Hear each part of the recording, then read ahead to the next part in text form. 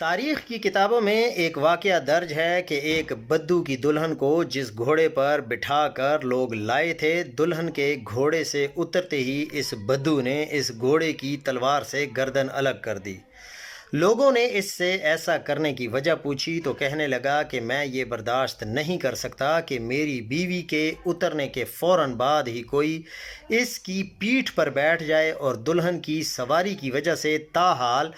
گھوڑے کی پیٹھ گرم ہو اور کوئی غیر مرد اس حرارت کو محسوس کر لے۔ اسی طرح ایک اور واقعہ ہے کہ ایک عورت نے اپنے شوہر کے خلاف عدالت میں کیس دائر کیا اور اس کے ذمے میرے حق مہر کے 500 دینار ہیں۔ عدالت نے شوہر کو بلا کر پوچھا تو اس نے انکار کر دیا۔ عدالت نے گواہوں کو طلب کیا اور ان سے گواہی لیتے وقت عورت کا چہرہ پہچاننے کے لیے عورت کو نقاب اتارنے کا کہا۔ اس پر اس کا شوہر جلدی سے کھڑا ہو کر کہنے لگا کہ قاضی صاحب، میں تسلیم کرتا ہوں کہ مجھ پر میری بیوی کے 500 دینار لازم ہیں، بس اب آپ اس کا نقاب نہ اتروائیے۔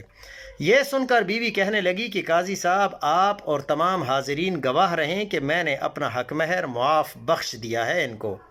قاضی بیچارہ حیران رہ گیا اور پریشان ہو کہ یہ کہہ رہا ہے کہ خیر، ان میاں بیوی کے جانے کے بعد قاضی نے محرر سے کہا کہ اس کیس کا الگ فائل بناؤ اور نام لکھو کہ مرد کی غیرت۔ علامہ ابن قیم رحمۃ اللہ علیہ فرماتے ہیں کہ انسان کے دل میں غیرت ہوتی ہے، اور اگر غیرت نہ ہو تو اس دل میں محبت ہو ہی نہیں سکتی، اور محبت سے خالی دل میں ایمان اور دین کیسے باقی رہ سکتے ہیں؟ المیہ ہے کہ آج کی ترقی یافتہ دور میں ہوا کی بیٹی اور عصمت مسلم کو